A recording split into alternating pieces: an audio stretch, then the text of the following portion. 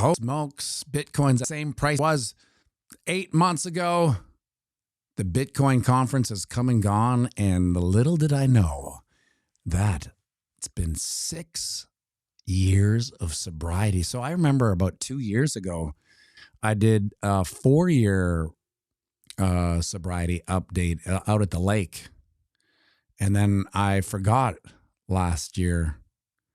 And I actually forgot this year because I was talking to a doctor friend of mine at the squash club regarding this voice thing.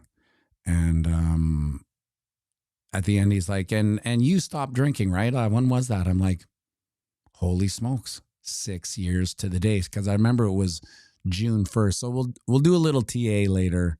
Nothing's really happened, but there are some key factors that we'll take a look at. June 1st, was it 2019? See, now that I'm talking, all of the guck's coming out. 2019, and I texted my buddy who actually was the reason why I accidentally quit drinking. His name was Grant, and I've played with him at the piano bar. He does the Shaggy impersonation. And he's kind of known as the guy who does the best Shaggy impersonation. I said, 6 years sober, and it's your fault, right? And so the reason why it was his fault is because he said, I was playing the bass in his band. It was a wedding band. It was a 3-piece. And he said, we're getting into the busy season here, so why don't we, not drink for a month? And so we don't get all haggard. Because when you play 3 times a week in a wedding band, you play the same songs over and over ad nauseum, and it's free booze. So you end up just drinking your monotony, boring, sets away. In order to play, Brown Eyed Girl for the 1 millionth time, you got to, 2 double vodkas and then 2 shots of vodka just to, here we go. And so we did that. And when it was over in a month, I realized I had never done that. And you might ask yourself now, have you ever done a month? And I know a lot of people do like dry-January, or no, what is it? February or something. Like they do a month where it's, whatever. I had never done that. It didn't make sense to me. Why would I take a month off drinking? I got work to do. I got beers to drink here. And so I never did. So when I finally did, I thought, holy smokes, that's 30 days of not drinking ever. And it was the first time that I had not done it since dry January, right? Thank you, Wick. E-money on day 36. Good for you, buddy. So you got to start somewhere, right? We'll get to my one regret too at the end here. And see, I looked at the comment sections now. I forgot what I was talking about.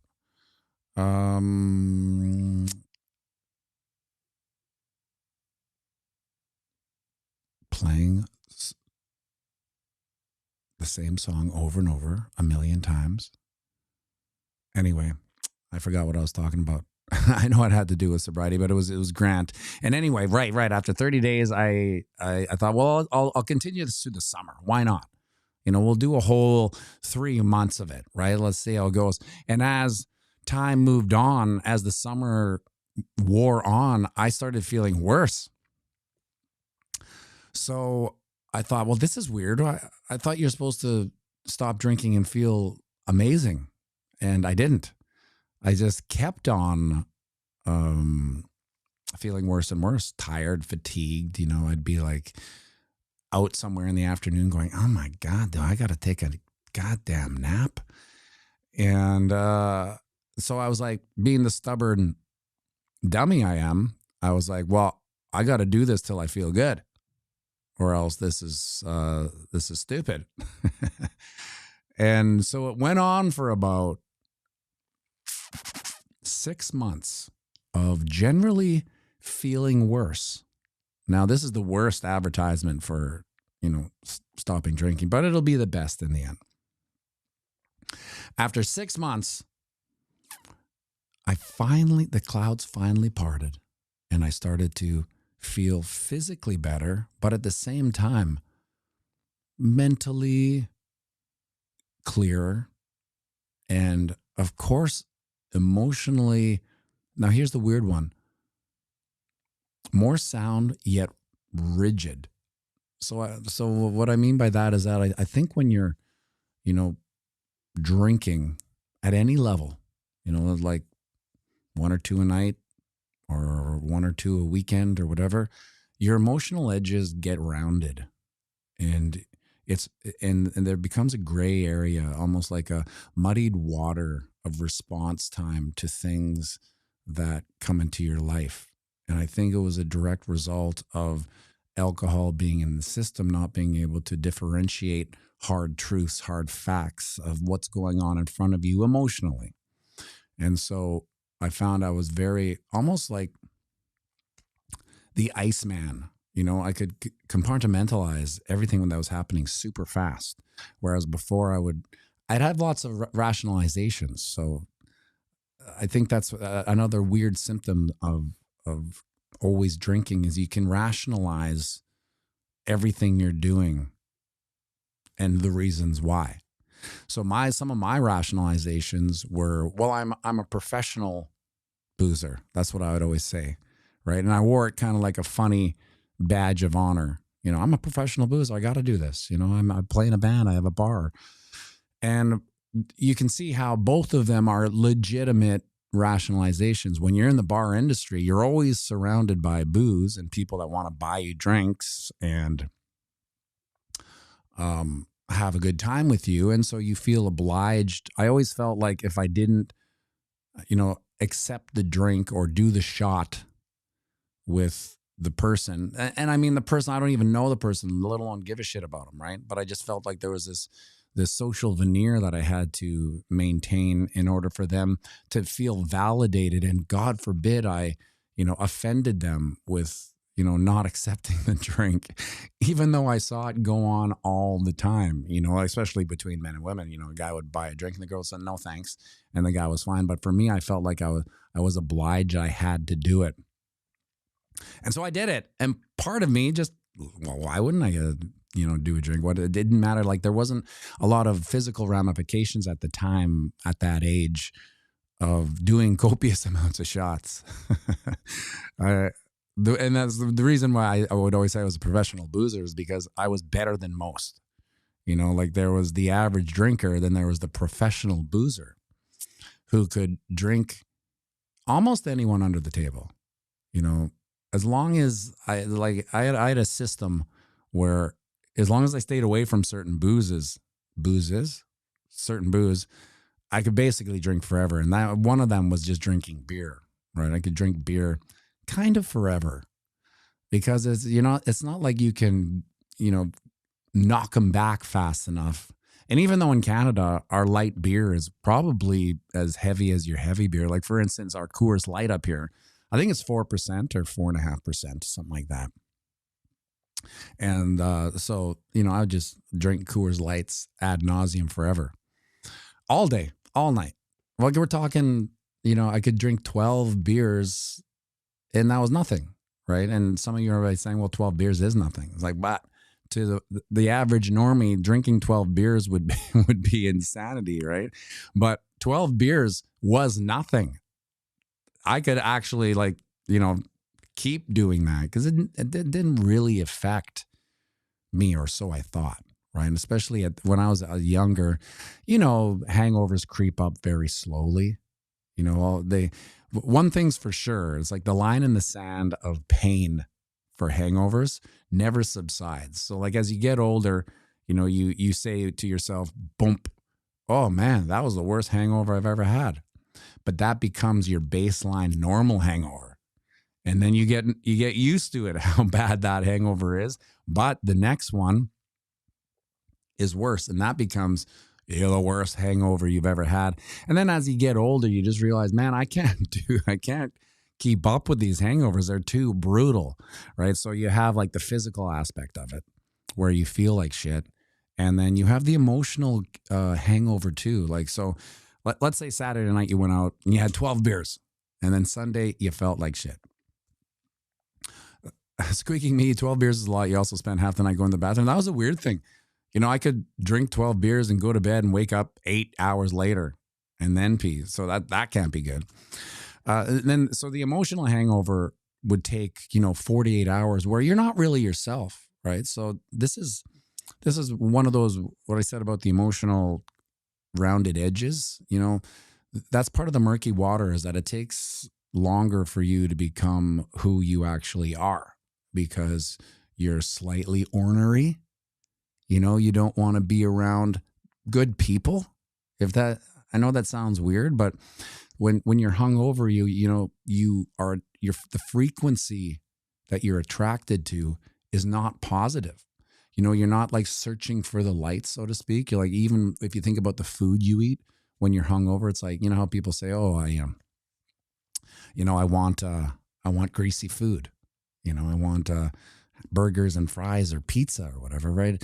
It's the frequency you're searching for is not helping you. It's actually maintaining, the malaise, so to speak. And then that goes with the relationships you end up, or I found, I would, not want to be around my family, so to speak, like I would avoid those things, and I would end up with, some of the characters that, allow that frequency to exist, which is not a healthy frequency. And that would take a couple of days. And then once that kind of cleared, that emotional hangover baggage, you would resume your true self. You were back to normal. And the one realization I had, this is why I find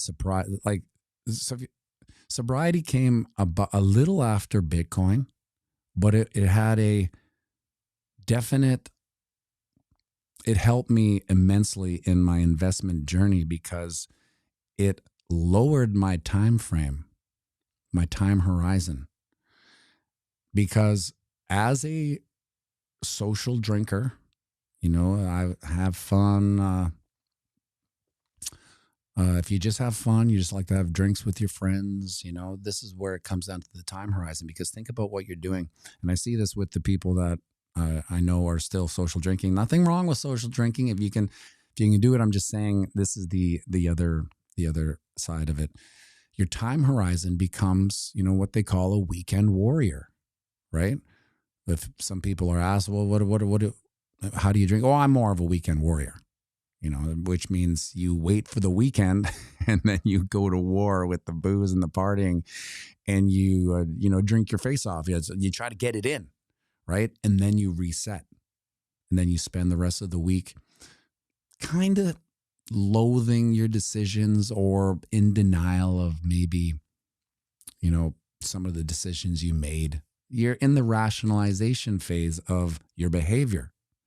Right. So you're in this cycle, but your time horizon as to when the cycle ends is like 5 days, because you're Sunday recovery. And let's say you're a very functioning recoverer, like some people that get hungover and they're up at 8 and they're out at the park and they're walking their dog, still, holding back the pukes, but they can maintain their, their day to day. That's still day one. And then your time preference and horizon is only till Friday. Well, I can do this. I'm going to go to the gym. I'm going to eat better, even though you had a burger and a beer, or burger, fries, and pizza that day. And Carl Dermisco was a bad influence on me. We'll talk about the Bitcoin conference too in a bit. Some of the ups and downs, I thought mostly ups. And so when you don't have the weekend to go to war with your maybe bad decisions or impulsive behaviors or the blowout, this cycle, I was in it for so long, and it was really like a birth and death, So for instance, you go out all weekend, you compound all the drinking and the partying, and then you hit Sunday and you start, this is it. Yeah, I got it out of my system. I'm going to be different now. I'm going to have a different week. I'm going to eat differently. I'm going to exercise more. And that could be true. You could do it. But because your time horizon is only to the weekend, it's kind of easy to keep up. I only got to do this. Most people exercise every second day. because they've been told, oh, you don't exercise every second day. I think that's one of the great psyops of exercise and health is only do it every second day. Do it every second day. Like, think about how ridiculous that is. Like, I understand the concept behind working out and letting your muscles recuperate. But anyway, that's another video, right? We all know I do the 10-minute exercise every day, which is way better than every second day. So the time horizon is only in the week. So you have a week to run your life in a functional, recuperating and apologetic and making up for, atoning for your weekend until the weekend comes. So you're in this weekly grind and you can't really see past 5 or 6 days. Rip It, Manitoba. Winnipeg Finest, great meeting you at the piano bar. Amazing show to watch live. Oh, thank you for, that's right. He came in at the end. I said, if you're ever watching, he's from Vancouver. So it's always great when people come from the Bitcoin world and then we end up, chatting at the piano bar. To me, that's the flywheel that I want this channel to be. I've always hoped for it to be. It was great meeting you, great chatting. And so that time horizon allowed me to be a different type of investor, because once you don't have the circuit breaker, right? The weekend warrior is the circuit breaker where you do your best, and then you're the week and you can blow it out, right? You can do it again. Now, once that's gone, with never drinking again, you don't have the circuit breaker. Your time horizon is literally forever. And now, I never said when I stopped drinking that I was doing it forever. I'm not sure if that helped me or hindered me, but I wasn't a stubborn, I'm never drinking again type thing. It was more like an experiment to see how it would affect me. And as the upside took away the downside, I kind of never looked back. But I'm getting back to Bitcoin and how the time horizon is due to sobriety has helped me is that I look in terms of forever. So, like the concept of holding Bitcoin, I know it's a cliche now, never sell your Bitcoin. I get it. And it's easier for me to understand that, knowing that it is forever. Like, I don't have a circuit breaker. The concept of cycles, 4-year cycles, bull run, bear market. I don't look at that as a try to circuit break it. When I mean circuit break the cycles, I mean, selling at the top, buying at the bottom. To me, that's a psyop. Anyone who thinks that you can do that, well, I mean, we all know how crazy that is. Oh yeah, you should have sold at the top. Yeah, and buy at the bottom. Now, I would argue that buying at the bottom is a lot easier than selling at the top for many reasons. So selling at the top, you enter the greed phase where you're like, well, I don't want to leave any money on the table. What if it still goes parabolic, right? So you kind of live in this fear and greed aspect of selling too soon. Now, the argument about that is that any type of, profit that you've made is a positive aspect of Bitcoin. Now, I always get this: when are you going to sell Bitcoin? First of all, I don't have any Bitcoin. But if I were to sell Bitcoin, into what? Into the Canadian dollar? This is where e-money fell around tripper right here. That's what I mean. So as a round tripper, I don't consider myself a round tripper because I'm not basing it on a 4-year cycle, aka a weekly circuit breaker. Like, you could look at the weekend warrior as a 4-year cycle, so to speak, kind of like in a Christopher Nolan aspect of it. You get the 4-year cycle and you break it down into this week, and you kind of live it and live it and live it. I don't look at it that way. So when I think of, the next bull run in 2028, 29, that isn't even part of my cycle. My cycle is almost forever. And I mean, nothing is forever. There'll come a time where it's no longer mine, so to speak, and it becomes, Duke's, I suppose. And that's more of my timeline. And that wouldn't have existed if I was still in the Weekend Warrior. And at the same time, I would have never done all the things I'm doing. I would never be on YouTube. I could never handle the YouTube grind with booze. I just never could. It would have thrown me off. I would have, not cared. And I wouldn't have cared about the important things.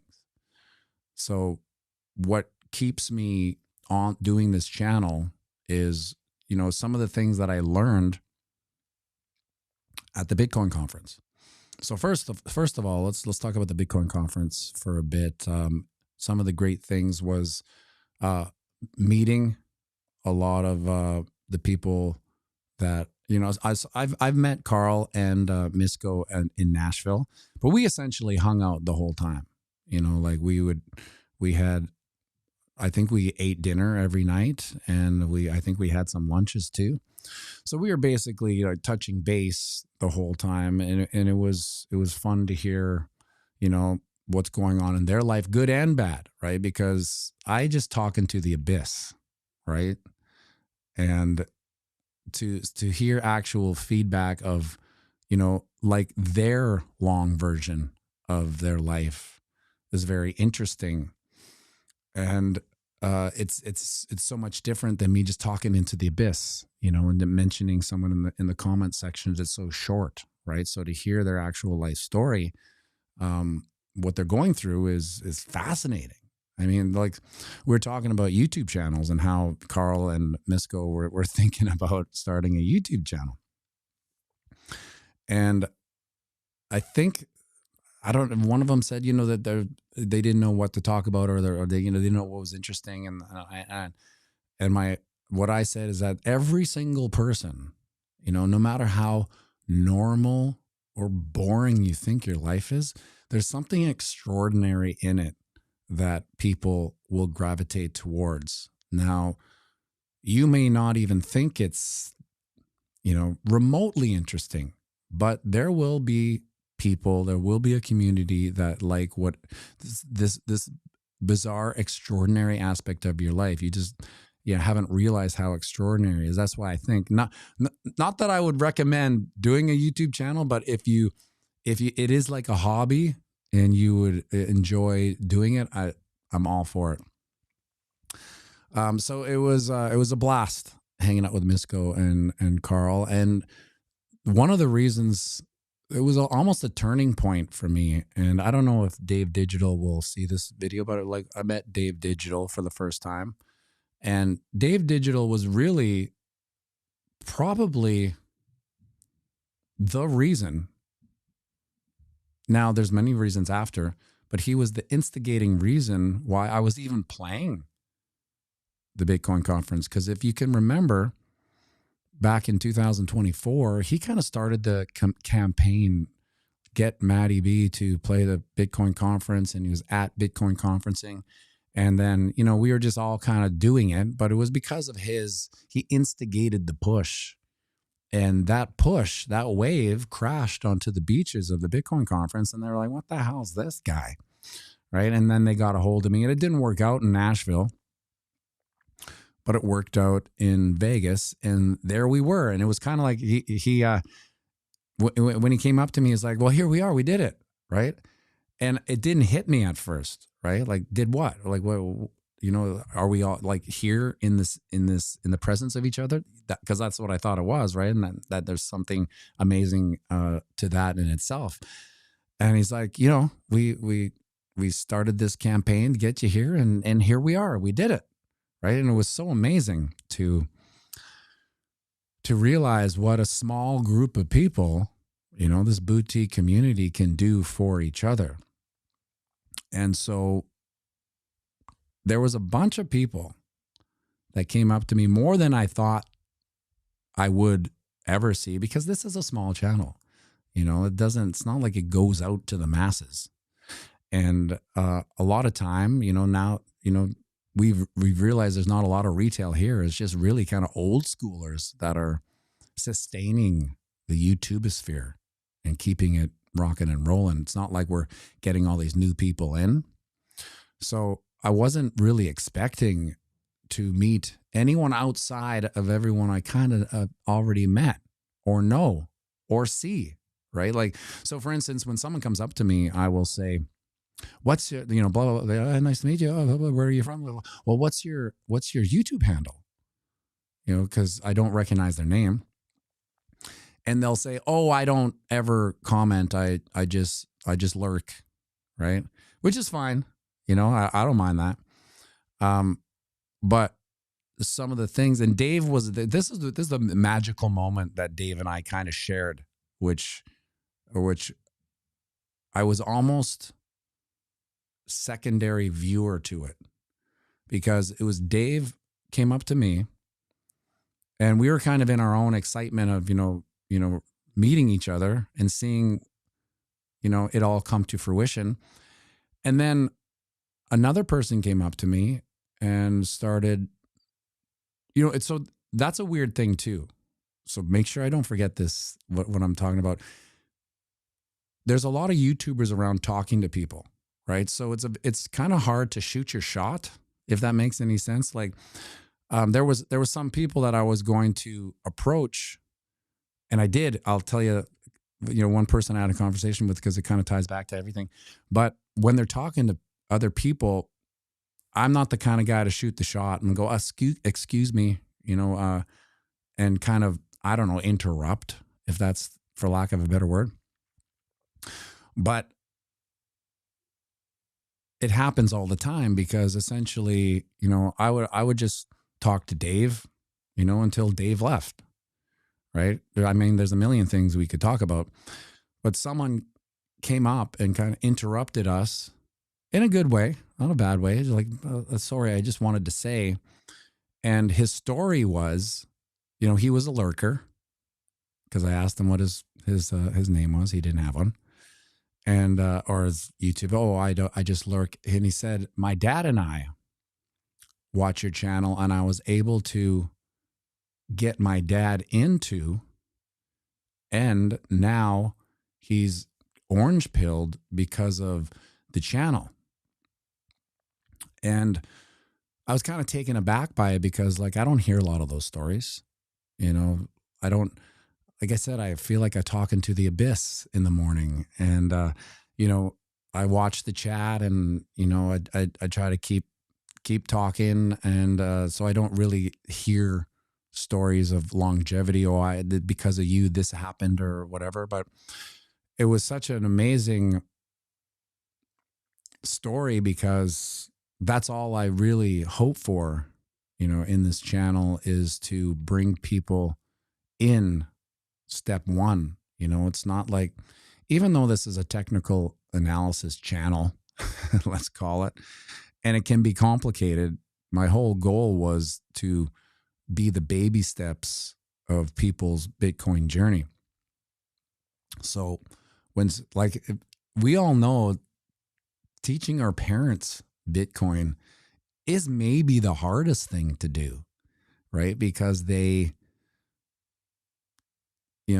for lack of better words, stuck in their way. And if it ain't broke, don't fix it. They don't, I don't got time. You know what I'm saying?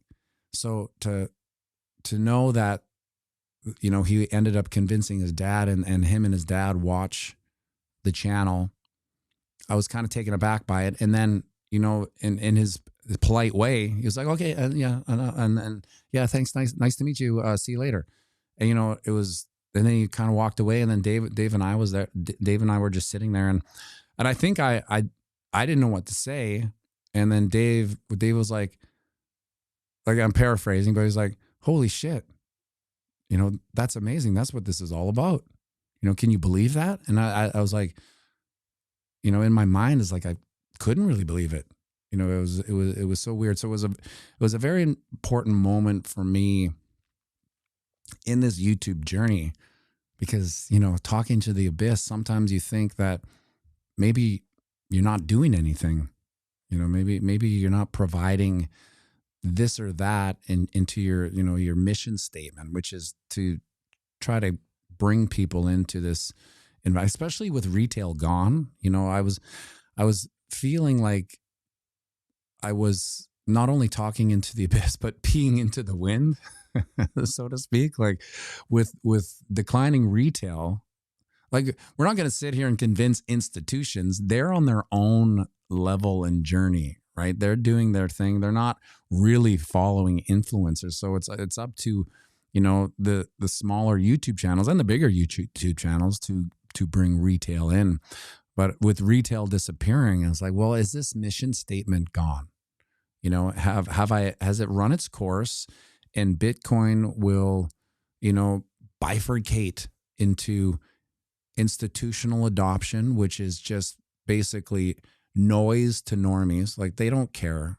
People don't care or know the importance of BlackRock getting into Bitcoin. They don't know nor care. Why would they? We know what a big deal it is. But once that information just becomes, you know, big old noise, like they'd see on CNN and change the channel, you know, it's almost,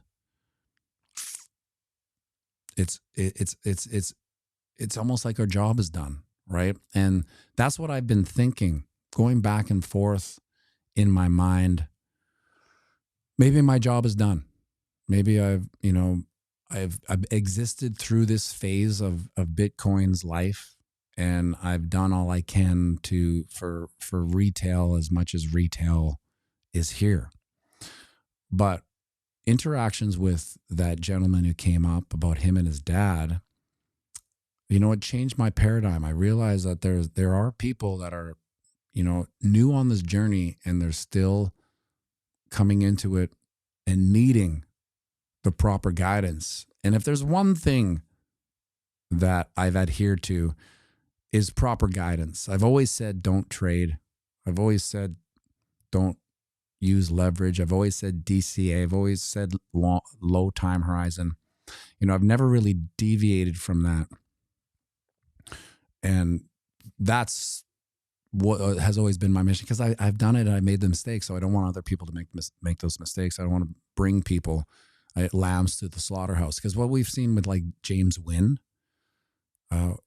like I've been talking about the B book, you know, there's the A book and there's a B book, and it was a conspiracy theory. And I think James Wynn is a perfect example of how it's not a conspiracy theory. Like I've always said, people are hunting you. These exchanges are there to take all your money. It's like a casino, you know, the casino is there. Speaking of Vegas, you know, they don't care if you win a ton.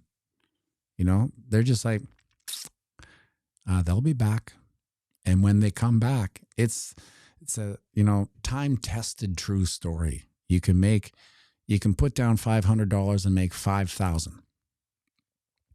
And the next day you can go back, put it all back, and then 5,000. And that's usually how it happens. So if you get away with a couple of leverage longs that, you know, that pump your bags, to me, it's just more to give back. And they will eventually, they have these metrics. It's the A book is what most people think they're entering into. You know, put in your trade, put in your stop losses. These are all metrics that are recorded on the B book. You know, so when big whales like James Wynn has a, you know, $1 billion leveraged long, well, it's not like the exchange is sitting there going, I wonder, let's watch this play out. This will be interesting.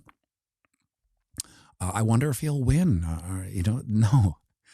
They have a plan, an orchestrated plan to get all his money to liquidate him. That's what they're there for. And so I hopefully that was maybe one of the biggest lessons anyone can ever learn.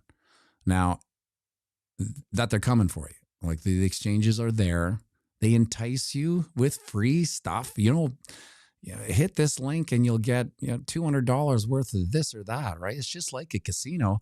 Oh, come play, and we'll give you free drinks. And so speaking of this, Carl and Misco, they got a bunch of, you know, free money by playing. And then we went that night, Thursday night. It was like the last dinner. And we got the tomahawk steak. and Carl and I shared it. And when I say share it, I mean I ate most of it. You know, because we're all at the beginning. It was like, should we get it? I'm like, I'm not sure tomahawk steak is big enough for us. And you know, I can easily eat 2 tomahawk steaks, no questions.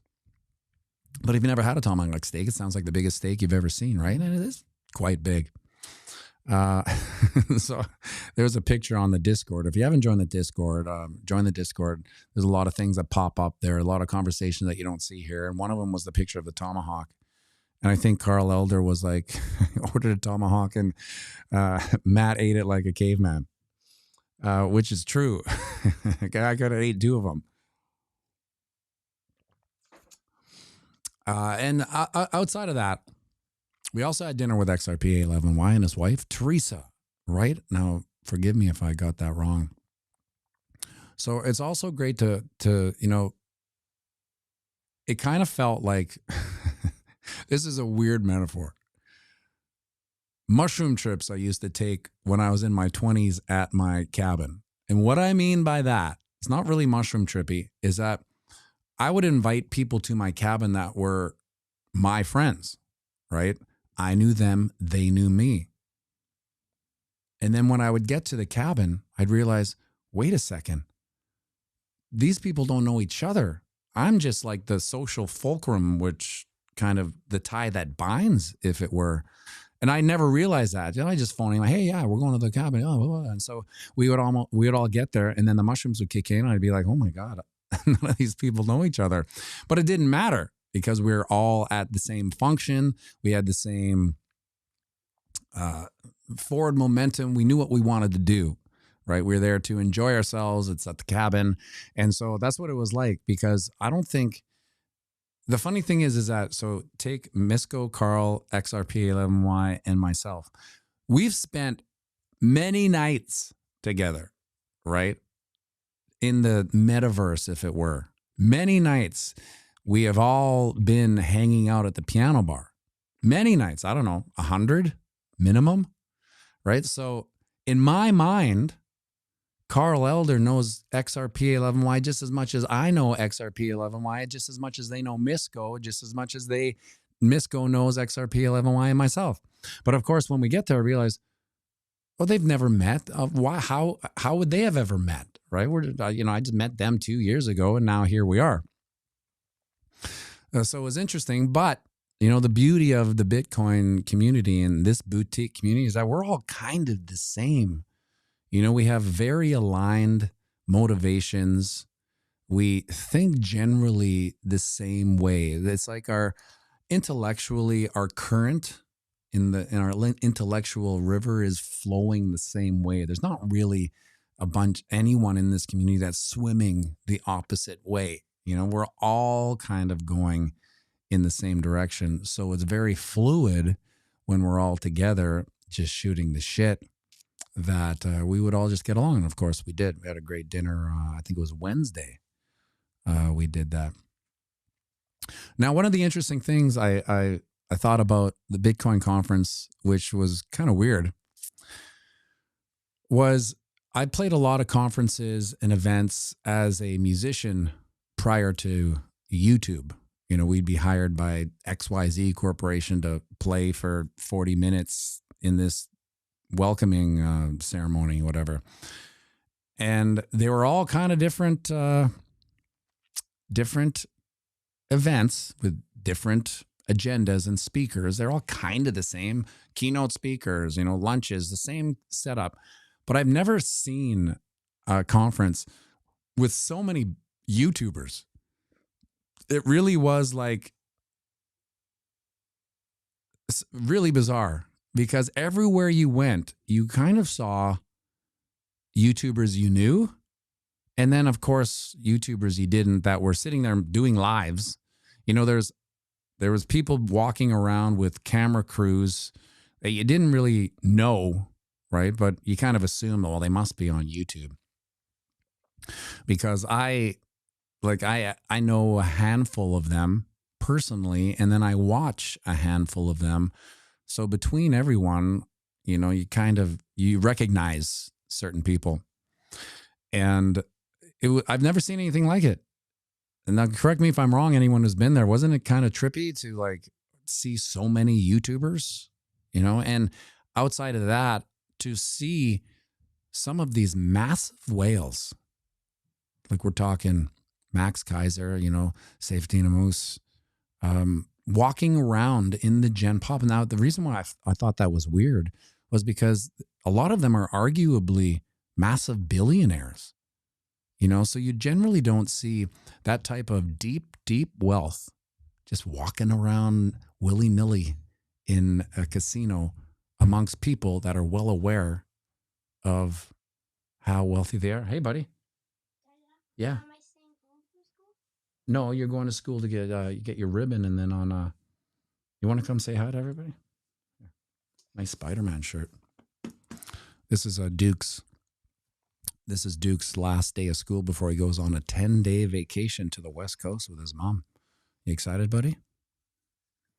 Yeah. Did you have your egg? Okay. Oh my. Yeah. You're getting there. You're getting there. Oh. And so, yeah, he's got, well, I remember the last time he was on here, I said, well, man, I don't know how, it's not like he's going to be able to sit on my lap and play piano for much longer, are you? Next thing you know, this little kid's going to be 14 and he'll have his own piano bar. So yeah, the interesting part about the convention itself was how many Bitcoiners or how many YouTubers were there. And so like just to watch Safe Dean just muck about in the public, and Max Kaiser and Stacy just muck about. I mean, I never saw like Michael Saylor mucking about. I think he had the back doors and the what's that? I gotta go. Oh yeah, you're late. See you, buddy. I'll see you at lunch, okay? See you at lunch. Say goodbye to everybody. When am I coming home? At lunch. Yeah. Email the school. Yeah, I will. Email the school, he said. And that was, it was interesting to see all the YouTubers, right? Going around, ran into a bunch. So the one I talked about earlier, I'll still get to my one regret about sobriety. And it's a cliche, but I saw Dr. Sean Baker just walking around. You know what I mean? This was the interesting thing about it. A lot of these people are just walking around, right? You know, like for instance, George from Cryptos R Us, just walking around, right? And all of them, all the YouTubers you think that were there are just walking around, kind of. Majority of them anyway. And so I saw him, and as a carnivore or someone going through the carnivore diet now, I've watched his videos a lot. And so this is where it's going to really blow your mind, actually, especially if you're a carnivore. He was sitting there, standing there. He's like 6'7". He's a really big dude. And I was about to shoot my shot because no one was talking to him. And then someone went up there and I'm like, okay, well, there it goes. And my intention was not unlike the guy who came up to me. I was just going to say, well, this is what I did say. The guy left and he kind of walked. And in my mind, I said, if he walks towards me, I will say my piece. See you, buddy. And if he walks away, that's it. I don't, I'm not going to, hey, tap, tap, tap. Anyway, he walked towards my direction. And I went, Sean, I just wanted to say you've been helpful in my carnivore journey. I've watched many of your videos, and your knowledge of it helped me a lot. And the thing I didn't see was that beside him the whole time, and now behind him, was Saifedean Amos. Am I saying the right last name, Amos? Saifedean Amos. And he's like, well, you're not going to believe this. This is the guy that got me on the carnivore diet. And I'm like, you got to understand, he's like 6'7", massive. He's a big like football player. I'm like, who? And he's like, he goes like this, and it's Saifedean Amos right beside him, who's very short. We're talking like, I don't know, 5'5". So, next to 6'7", very small. And so I don't know if probably not important to most people, but he kind of, you know, I don't know if orange pilled is the right word for the carnivore diet, but he got him into it. And so I was almost a little bit starstruck with Saifedean too, because I've bought three books, Bitcoin Standard. One I left at the cabin, one I keep for myself, and one I gave to a asset manager in Manitoba, a buddy of mine from the squash club. I gave it to him and I said, you know, when you read this, let's go for lunch. And he never got back to me. I just recently went to lunch with him a couple of weeks, so the full circle has come and gone. Anyway, so that was my, you know, meeting a YouTuber event that was, you know, more interesting to me than, you know, meeting like another YouTube creator type thing. Because I've watched these carnivore videos a lot more. I'm kind of more I've been more in depth with them than I have with, like, I'll go in and out of certain crypto or Bitcoin. Like, I'll watch George for a while, then I won't. I always generally watch James that did Best Answers, because it always comes up. It, like, YouTube really likes showing me his videos whenever they are. No one else, you know, I won't see it. Maybe that's a pay to play thing. I don't know. That always keeps on showing. Yeah, Misko Saylor stayed and took a picture with everyone online. That is an interesting aspect of Michael Saylor, because I never thought that would happen. I thought he would come in the back door, say his thing, and then walk out. Wick's wife, everyone's short compared to pianomattyb, though. No, well, one thing that's weird is that there was a lot of big, tall men at the YouTube, it should be the YouTube conference, the Bitcoin conference. And so generally it's not that I feel tall, I just feel taller than most, you know, like it's not like I'm with a decent pair of shoes, I'm about 6'2", which isn't that tall. And you know, if you know, it's not like you're a basketball player. You're not like people like are looking at you like, oh my God, look how tall he is. You're just kind of taller. But when I stand next to Sean Baker, who's 6'7", you know, the difference in size and stature of, it's almost like a monster compared to, like, you know, it's Goliath, David and Goliath almost. Like that 5 inches from 6'2" to 6'7" is massive. And I saw a lot of those guys. I was actually surprised to see it was Ian Carroll. Ian Carroll came walking through the piano lounge place, and I was on a break or coming back to it, and he kind of walked by me, and he was the type of YouTuber that walks around kind of with an entourage. You know, there's I think his girlfriend with him, and then a bunch of people that you don't know, but you know that they're with him, but you can tell. And he had like a peacock jacket on, like a yellow diamond glittery, you know, so you're walking around wanting to be seen in a jacket like that. But I was surprised. I would put him at 6'4", 6'5", maybe. And maybe he's wearing a decent pair of shoes too. So I never thought he was that tall. I also never thought that Max Kaiser was that short. So it was my first day, Tuesday, walking to to play piano. And I'm like, is that Max Kaiser and Stacy Hebert? And they were coming right at me, and she looked pissed off and he looked kind of pissed off. They were just kind of like, and maybe he was, you know, crouching a bit, like, or just like stooped over. But I would put him at 5'9", 5'8", 5'9". And for some reason, I just thought he would have been a taller guy. I don't know why. Maybe it's like you envision people that you look up to, so to speak. You know, I look up to Max Kaiser. I find his knowledge and his experience just a vast wealth of knowledge and experience. So I look up to him. So to see them short, it's kind of weird. You know, I don't know. Not that it's disappointing or anything. It's just you have this kind of vision, like. I'm not sure Wick or Wick's wife, when we met, I'm not sure that you thought I was as tall as I was, which isn't that tall, but it might have been surprising because you had your own version of how tall I was, maybe, right? We all kind of see that. Jason Appleton is about 6'8" tall. Yeah, 6'8". You know, so the funny thing is about height, it's like a general plane is a little bit uncomfortable for someone my height because there's not much you can do with the old legs. You know, like the knees are at the chair, or if you put it under, they're kind of buckled over. There's no to cross your legs is so there's some drawbacks to it. But that's me.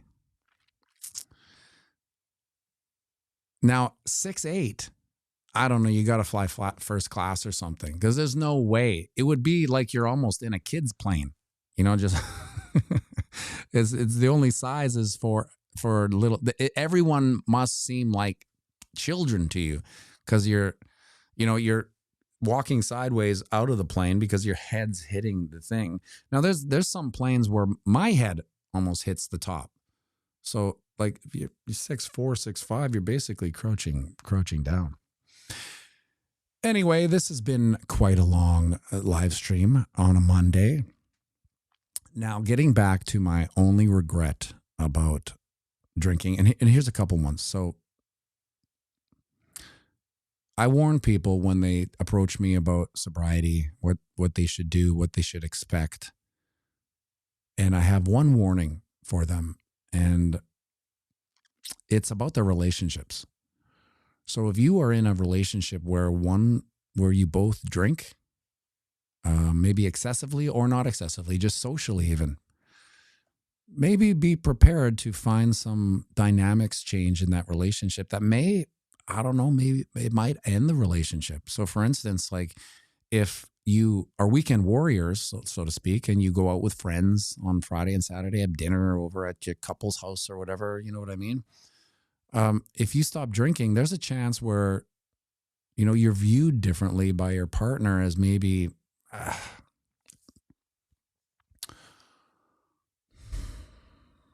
not as fun, or, you know, not in it to win it, if that makes any sense. It's like, I thought we're in this together to, you know, have fun. Wherever we went, I feel like I'm only having fun and you're not only fun. Not only am I having fun and you're not, but you want to leave early now, right? Because once you enter a different degree of sobriety, you always are looking for the door. Not because you're uncomfortable. It's just that you've understood what's going on. And you're like, I got it. Now let's go home. No matter where you are, you're just like, you could be the funnest place in the world. You're there for an hour and you're like, yeah, okay, well, yeah, we should probably go. Now, the person who you're with, who's having a couple of drinks, they're like, what, are you crazy? Leave now? We just kind of got here. Things are, you know, so you can see how this would start rubbing each other the wrong way and lead to some weird dynamics in the relationship. And there's also a toxicity amongst drinking couples that only, you know, you only kind of see when someone backs out, and you realize how, you know, you're in that cycle of, you know, kind of alcoholic toxicity that you never knew before because it was just a cycle. Go out, maybe have some drinks, maybe get into an argument, maybe go to bed angry, wake up the next day, pretend it never happened, get on with your life. And it kind of happens and happens over and over and over again. So my only warning is that be prepared to have some struggles in some relationships, especially when one's drinking, when one's not. It can be overcome. It'll probably have to be the sober one that kind of lets the edges get a little more rounder or dull. But that's, you know, part of knowing more is being more compassionate about, you know, the outcomes, because you can see them coming before they do. And that can be, you know, wearing as well, because you kind of become like a social psychic. You see things play out, you know, because you're watching people who are drinking function socially. You just know what's going to happen. You know, you see escalation. You see where escalation leads. You know, at the piano bar, we see it all the time. You know, I always say, well, you're not dancing now, but, you know, after the certain amount of drinks, you're going to be, you know, up on the floor with your tie in your head. And, you know, most of the times that happens if they drink enough, right? So you can see how these patterns will play out. And now my only regret about, can you imagine this, if someone was watching this going, I wonder what his only regret is and what are we? what are we into? This is a long one. 55 minutes, 59 likes on the sober 6 months. We did see, wow, twice as much on Twitter as YouTube. My only regret about it is, and it's a cliche, is that I didn't do it earlier.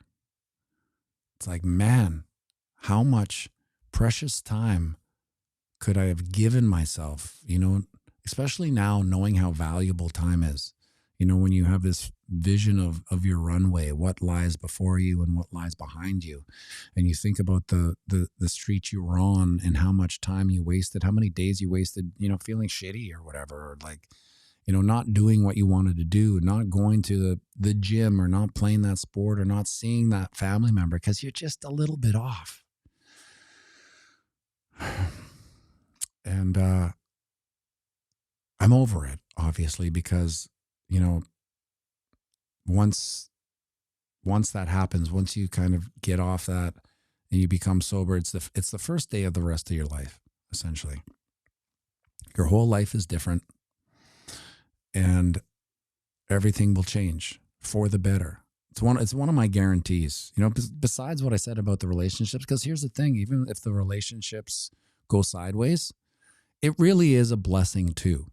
Like, let's say you're in a relationship of 10 years and you quit drinking, and then next thing you know, a year later, something wasn't working, and you end up parting ways. Well, I think the sobriety was a weird spotlight onto maybe the problems that you didn't see, because you were in the cycle, the murky gray area of what's going on, and you don't really, the rounded edges, that booze always provides. Rationalization of this, rationalization of that. Then you get on with your life too. And maybe had you stopped drinking earlier, that relationship would have went on for 10 years. And, so, but when certain relationships end, it's not the worst thing. So for, like, I had a lot of friends who I'm not really friends with anymore. They don't call me. I don't call them, but they were drinking buddies. So, like, to really not have a drinking buddy around, it's not the worst thing. You're probably better off, and when you're thinking about it now, because I remember thinking about this, because I would have sobriety delusions of grandeur. It'd be, it'd be interesting to not drink, but then I'd be like, nah, that's crazy. But then when I would run through in my mind, I'm like, well, I probably couldn't be friends with a lot of the people I'm friends with. That just wouldn't make sense. And then sure enough, once I got sober, all of that came true. Everyone that I thought I wouldn't be friends with, I'm not friends with anymore. And it's no big deal. I still see them. They make fun of me. They always say, are you still not drinking? Yeah. Okay. Talk to you later. Right. That's fine with me. I don't really care. It's no big loss because I get more time. Right. And, if there's any way to gain more time in your life, if there's really one way, it's sobriety. Because you become the master and the captain of 100% of your time. Nothing is stealing your time. And maybe that's the biggest lesson here is that you can actually get back the time you've wasted by being sober, being more present, and investing in the time you have left. You like and subscribe and share this video.